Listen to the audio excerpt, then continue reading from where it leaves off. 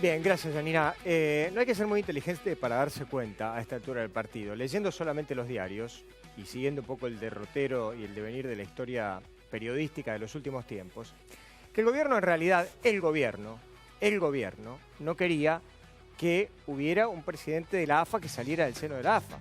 Por eso todos estos cambios, estas idas y vueltas. Iba a ser Tinelli, parece que no les gustaba. Iba a ser Moyano, parece que tampoco les gustó. Entonces terminaron en realidad haciendo una especie de intervención encubierta con el actual interventor o normalizador, como le llaman ahora, que es el expresidente Belgrano, o el presidente Belgrano, actual presidente Belgrano, pero que es un hombre, digamos, que tiene muy buenos antecedentes, nadie lo duda, pero evidentemente no es ninguno de los candidatos que tenía mayores posibilidades de ocupar el sillón más importante en la AFA. Esto a consecuencia de un tema evidentemente político que al gobierno no le cierra. Daniel Ferreiro es el presidente del Nacional B, forma parte también además es vicepresidente de Chicago y forma parte de los dirigentes que está en la AFA.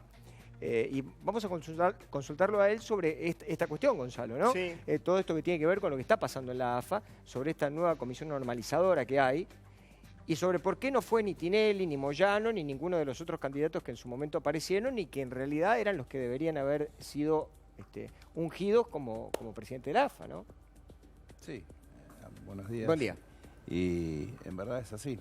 O sea, una oficina del gobierno, que es la Inspección General de Justicia, insólitamente prohibió las elecciones en la AFA, cosa que en la dictadura militar no había ocurrido nunca. Nunca, en plena dictadura, lo único que no se prohibió en la Argentina es la elección a presidente de los clubes, ni tampoco se intervino la AFA. Prohibió esa elección a presidente, pero lo paradójico es que esa misma Inspección General de Justicia, a esa misma asamblea que tenía la misión de elegir al nuevo presidente, sí la habilitó para que conformara una Superliga y para que prácticamente modificara el estatuto de la AFA misma. O sea, está inhabilitada para elegir presidente, pero sí está habilitada para escindir del estatuto los derechos audiovisuales de la AFA. Eso nos llama poderosamente la atención. Y Daniel, te hago una pregunta. ¿Vos estuviste aquel día de la elección trunca para presidente, el del 37 a 36, el de los votos mal contados? El 38 a 38. 38 Sí, 38, yo perdón. estuve, fui asambleísta y voté. Sí. Bien. En la teoría conspirativa, en la peor teoría conspirativa, uno podría llegar a pensar que todo esto que hoy estamos viviendo y pasa comenzó ese día. Mira, a ver, yo creo que fue un error humano. O sea, ¿cree que hubo buena fe ese día? Sí, no me cabe duda que fue un error humano. Además de eso, 8 días después se podría haber llamado a elecciones y no se hizo. Y posteriormente, cuando se buscó, se llegó a un acuerdo para llamar a elecciones, el gobierno en particular, cuando no hace falta ser muy inteligente, que se preveía un triunfo de Claudio Tapia en las elecciones, prohibió las elecciones directamente. Y quedó esto en un estado deliberativo y queremos creer que la FIFA fue quien intervino a la AFA. Por eso vamos a mandar una nota al presidente Infantino para cerciorarnos de que esto sea así, porque realmente vemos con mucha preocupación de que no se llame a los dirigentes del fútbol. Si bien el tema del técnico de las selecciones es importante, pero me parece que las deudas para con los equipos de fútbol, me parece que la inacción en el tema de los torneos, me parece de la inacción del tema propio de la Superliga, son muchísimo más importantes. Acá hay clubes que se están fundiendo por el no cumplimiento hasta ahora del programa Fútbol para Todos en dar lo que le corresponde. Y acá voy a hacer un punto. Esto no es un subsidio al fútbol, esto es la venta de un servicio, para que quede totalmente claro. Ese servicio se le puede vender al Estado como se le puede vender a un privado. Ahora, la gente que está en su casa seguramente se debe estar preguntando a esta altura del partido qué va a pasar con el tema del fútbol. Si el fútbol se va a codificar otra vez, si va a ser gratis, si lo va a seguir viendo la gente, si lo va a transmitir a algunos canales, si otros canales no lo van a transmitir. ¿Cómo se Yo va a creo armar que la gratuidad del fútbol es un derecho ganado. Me parece de que si en un estadio entran 40.000 personas y un equipo tiene 4 o 5 millones de hinchas, es obligación de todos, porque el fútbol dejó de ser un deporte y pasó a ser una industria cultural de los argentinos. Y el fútbol no es, son 22 jugadores más los 3 referees. el fútbol tiene empleos directos, indirectos, que suman miles y miles. Ustedes imagínense, indumentaria, calzado, redes, gastronomía, todo lo que se mueve alrededor del fútbol.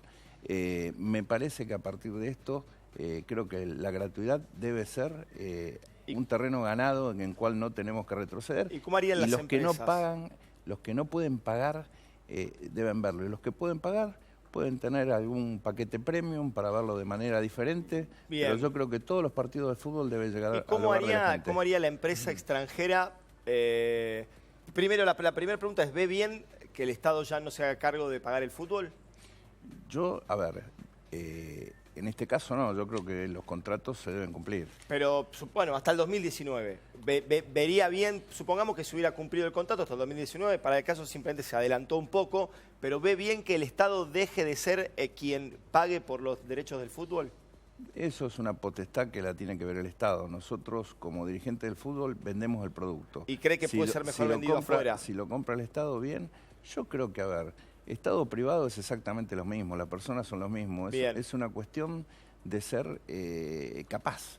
O sea, hoy el fútbol, estamos hablando de los partidos solamente que se ven en la tele. Sí. Pero nadie habla del fútbol femenino, ganar mercados emergentes como el de China, el de Estados Unidos.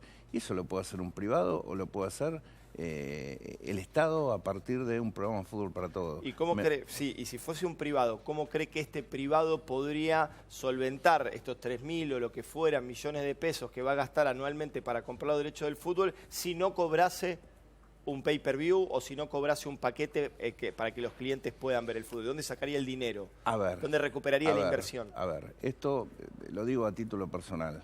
Me parece que el dinero está, lo que está es mal o no equitativamente repartido. Acá el señor Bursaco, acá hay, por ejemplo, dirigentes procesados. Sí, sí. Y quiero hacer un punto en esto. No existe foja en 1 año y medio de intervención de la doctora Servini, en 6 meses de intervención de la EGJ. No existe foja alguna en fallo judicial que diga que un dirigente de fútbol se llevó un peso de la AFA. Están procesados por poner ingresos en la fundación del futbolista. Creo que el presidente Macri fue 12 años presidente de Boca y eso proviene de los años 90, donde él seguramente habrá firmado y prestado autorización para esto. Por emitir cheques diferidos. Es inviable en la Argentina no emitir cheques diferidos. Y por sacar un crédito en un banco privado.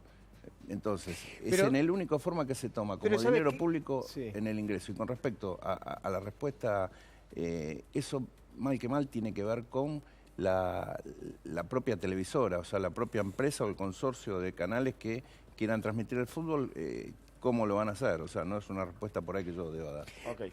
Pero si nos vamos un poco para atrás, por ahí se desvirtúa todo esto que está pasando hoy, que es tremendo, porque en realidad vos hoy tenés dirigentes de fútbol que no están de acuerdo con las autoridades de la AFA porque creen que se la pusieron de prepo.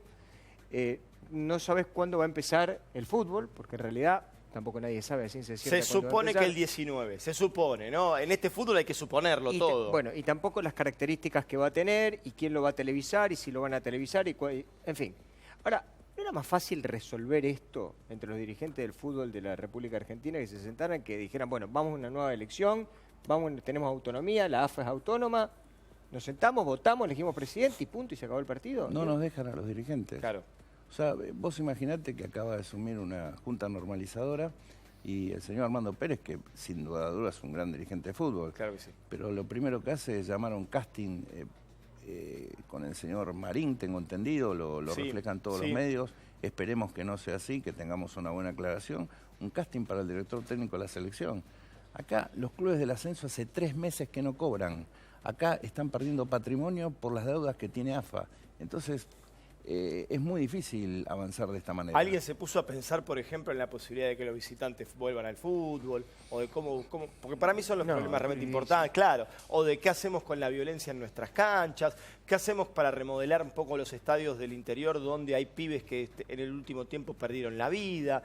Esos son los temas que me parece que realmente hay que Pero esos modificar temas en se el dejan de fútbol. lado. Los temas que dice Gonzalo, que son mirar para adelante, los tenés que dejar de lado, porque Mira. aquellos temas que estaban resueltos y que anteriormente se hacían de manera automática, hoy tenés que otra vez volver a discutir todo. Desde el fallecimiento de Julio Grondona Sí. estamos en un estado deliberativo y lo que faltan son mecanismos de resolución de conflictos. Totalmente. ¿Qué es lo que digo? Falta que la Asamblea elija al presidente de la AFA y el presidente de la AFA sea quien tenga la última palabra, escuchando a todos los dirigentes.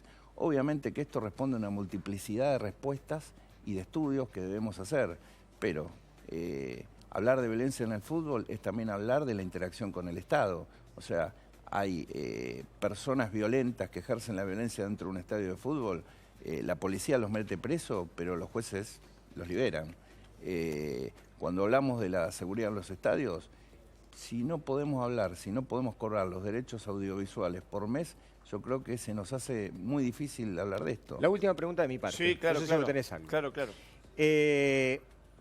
Moyano debió haber sido presidente, tenía chances, posibilidades de ser presidente de la AFA, y Tinelli también tenía chances y posibilidades de ser presidente de la AFA, y no los dejaron. Yo creo que Hugo no, pero Más allá de que estén enfrentados. Claudio Tapia y Tinelli sí, sin duda tenían posibilidad de ser presidente de la AFA. Y no los dejaron. Obviamente que no, obviamente que no. Obviamente hubo una IGJ que suspendió las elecciones. A ver, acá no importa el posicionamiento político interno. Tanto Claudio Tapia, que sin lugar a dudas es un referente del ascenso importante, Sí, sí. como Marcelo Tinelli, un referente importante en los clubes de primera división, tranquilamente podrían haberse enfrentado en una elección y tranquilamente el que ganaba gobernaba y el que perdía apoyaba. O sea, no es un problema esto dirigencial, este es un problema de intervencionismo. O sea, no me gustaría pensar de que los que en el pasado se quejaban de esto, verdaderamente multipliquen por 3 estas actitudes y estas acciones. Le hago una cortita, la última, bien cortita. Estamos a 24 de julio del 2016. ¿En qué año vamos a tener sociedades anónimas en el fútbol argentino? Ojalá que nunca. Pero así como vamos, Ojalá que nunca, y vamos a trabajar y a luchar para que nunca haya pero una sociedad anónima en el fútbol. pero cree que todo esto va rumbo a eso. Ojalá que nunca ocurra, porque si habilitamos las sociedades anónimas, después vamos a habilitar otro tipo de cosas. Y la Superliga casi ya empieza a ser una sociedad anónima dentro de la AFA. Mientras sea manejada por dirigentes del fútbol, Sí. yo te diría que en un 99% estamos en contra de las sociedades anónimas en el fútbol. Pero quieren meter la cola. Bueno, digo, Ahí está el diablo dando vuelta. también los dirigentes de fútbol estamos acostumbrados a todo tipo de presiones y también estamos acostumbrados a dialogar y buscar consenso. Gracias. Gracias, Daniel. Muy amable. Daniel Ferreiro, entonces, presidente del Ascenso, aquí en C5.